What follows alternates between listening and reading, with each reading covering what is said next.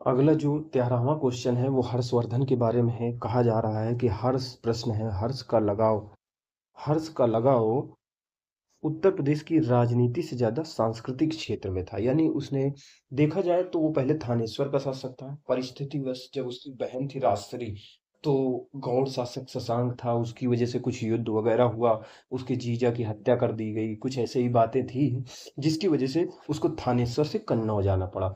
तो उसने उसका मन नहीं था, उसका मन तो थानेश्वर में था, अपनी जगह में अपनी जगह में अपने क्षेत्र में शासन करने का था। लेकिन उसने अनिच्छा से तो स्वीकार कर लिया। लेकिन फिर उसने यहाँ पे अच्छी तरीके से शासन किया, शासन सत्ता को मजबूत किया और पूरे उत्तर भारत को एक शासन सत्ता के सूत्र में लेकर आया और इतना महत्व बढ़ा दिया, इतना इसको व्यापार वाणिज्य सारी चीजें इतनी विकसित हो गई हर्षवर्धन के समय में कि जब हर्षवर्धन का समय गया तो इसकी महत्ता इतनी बढ़ चुकी थी कि तीन शक्तियों में त्रिपक्षीय संघर्ष हुआ, जिसमें पाल शामिल थे बंगाल साइड के दक्षिण में, पाल प्रतिहार चालुक्य शामिल थे दक्षिण के। ये सारे तीनों और लड़ते रहे, जाने कितने समय तक ये आपस में लड़ते रहे, इतनी महत्ता बढ़ा। तो राजनीतिक रूप से तो इसका लगाव था, सांस्कृतिक रूप से भी एक प्रश्न कह रहा है कि राजनीतिक रूप से ज्यादा था। राजनीतिक रूप से ज्यादा मतलब सांस्कृतिक रूप, राजनीति से ज्यादा सांस्कृतिक क्षेत्र में था। यानी कहना तो राजनीतिक क्षेत्र में हम देख चुके क्या जुड़ाव रहा, कैसे इसने अपना विशाल कर लिया, पूरे एकता के सूत्र में बांध दिया। सांस्कृतिक रूप से अगर बात किया जाए तो प्रयाग में महामोर्च परिषद का आयोजन करवाता था प्रति 5वें वर्ष। और 635 ईस्वी में उसने कौन सी 635 ईस्वी में उसने एक करवाई थी जो 12वीं थी लगभग, हाँ 12वीं महामोक्ष परिषद का आयोजन कराया था।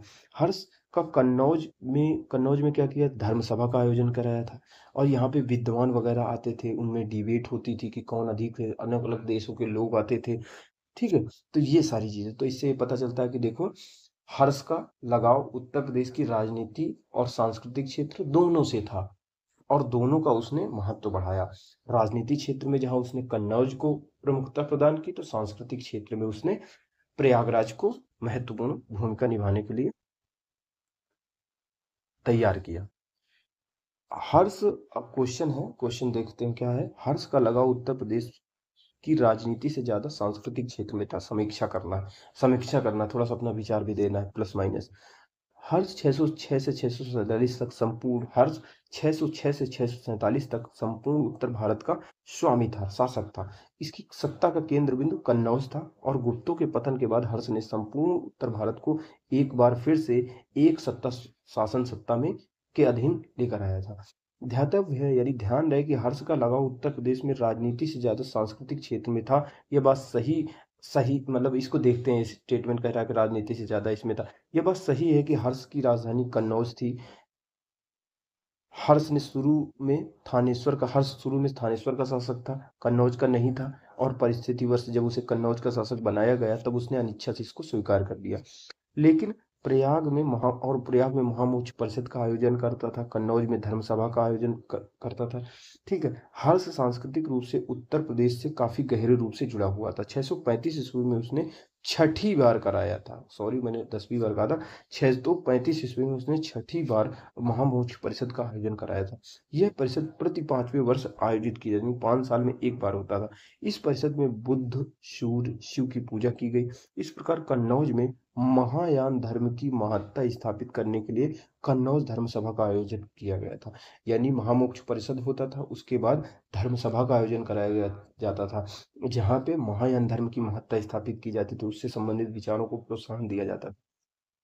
इसमें 20 से अधिक देशों के राजा शामिल होते थे, जो सभा 20 दिनों तक लगभग चली थी। किंतु यहाँ ध्यातव्य है कि हर्ष के राजनीतिक गतिविधियों का केंद्र कन्नौज ही रहा था। यानी सांस्कृतिक गतिविधियों का केंद्र प्रयाग था, तो राजनीतिक गतिविधियों का केंद्र कन्नौज ही रहा। कन्नौज को आधार बनाकर हर्ष ने संपूर्ण उत्तर भारत में अपनी विजय पताका फहराई।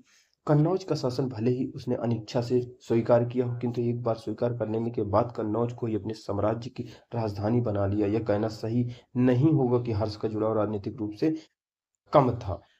निष्कर्ष में क्या कहते हैं कि उपरोक्त विवरण के आधार पर हम कह सकते हैं कि हर्ष उत्तर प्रदेश से राजनीति और सांस्कृतिक दोनों रूपों से जुड़ा हुआ था। राजनीति में उसने उत्तर प्रदेश को केंद्र बिंदु बनाकर संपूर्ण उत्तर भारत को एक सूत्र में अधीन लाया, एक शासन सूत्र के अधीन लाया। सांस्कृतिक क्षेत्र में उसने कन्नौज और प्रयागराज की महत्ता को बढ़ाया।